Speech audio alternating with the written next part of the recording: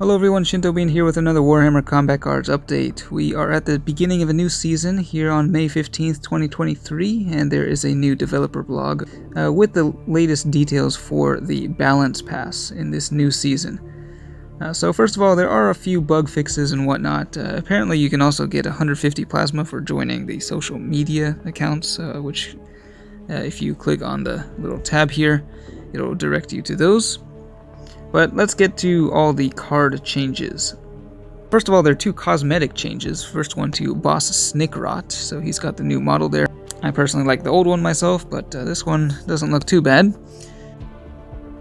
And then Commander Farsight also got a nice new model, but those two warlords didn't get any change to their stats. Now, as for the ones that did get changed, Zodgrod Wartsnaga.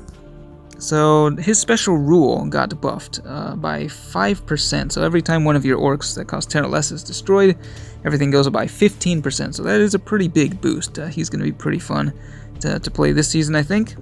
So yeah, that's the only special rule that's changed, but now let's go through and look at all of the individual stat changes on the cards. So starting with the Tau, Darkstrider just got a slight nerf, he's up 3 points this season.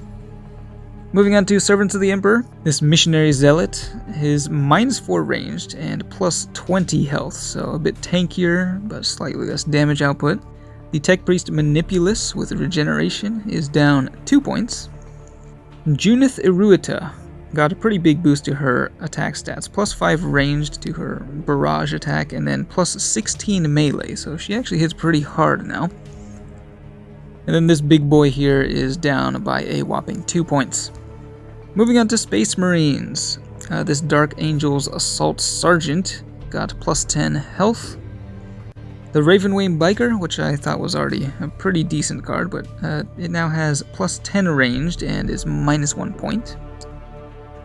This Lieutenant, who is not a very good card, in my opinion, just got a slight increase to his stats, +6 melee and ranged. Mephiston, who is definitely one of the strongest legendary Space Marines, especially at the higher levels, got a slight nerf, down 13 health and +2 points. And Astaroth the Grim, another very strong legendary Space Marine, got nerfed as well, -15 health and +2 points on him. Master Lazarus got +9 to his ranged attack, although I don't see any gun on his model. And then this Black Templars guy with the Flamer, with the barrage attack, got +7 to his melee stats and is -1 point. And then this Primaris Castellan Berserker got +15 health and is -2 points. Now Chaos definitely got some of the most exciting and significant changes to a lot of their melee units, which combo with Skulltaker, who apparently is a very popular warlord but has a very low win rate.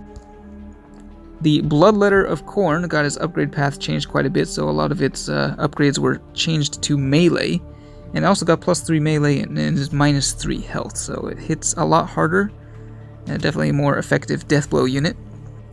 The Bloodthirster got a pretty big buff, +20 melee attack and is -7 points, so the greater demons are now no longer the same points. This Chaos Spawn, which I never use, is now a bit more tanky, +13 health and -1 point. Karn the Betrayer is 3 less points now. He's now the same amount of points as Ragnar Blackmane, although Blackmane has a lot more health in comparison. The Blood Crusher of Khorne got +13 health. This is a pretty strong one for 8 points. The Great Unclean One is 2 less points and got just a little bit more, +9 health. Karnak got a surprising +30 health, that's pretty huge. Skulltaker himself is 4 less points, so you can include quite a few more points worth of bodyguards, I think, in a Skulltaker deck. Celeste got a slight nerf, just 2 points more expensive now. The Khorne Berserker got +10 health and is -2 points, is now pretty similar stats as Karnak. Huron Blackheart got a slight nerf, +2 points, but actually this puts him at exactly 40 points, which puts him in Big Game Hunter territory. The War Dog Carnivore got +5 melee and +10 health, and also one of its ranged upgrades was changed to melee, so now this thing hits quite a bit harder. Moving on to the Necrons, the 2 Triarch Praetorians got a slight decrease, just 2 points less, now both of them are at 16.